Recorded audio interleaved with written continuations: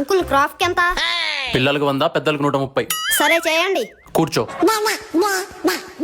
చెప్పు ఎలా చేయాలి? కత్తెరతో చేయండి. నేనన్నది ఏ మోడల్ చేయాలి అని. మోడల్ గా ఉండే మోడల్ చేయండి.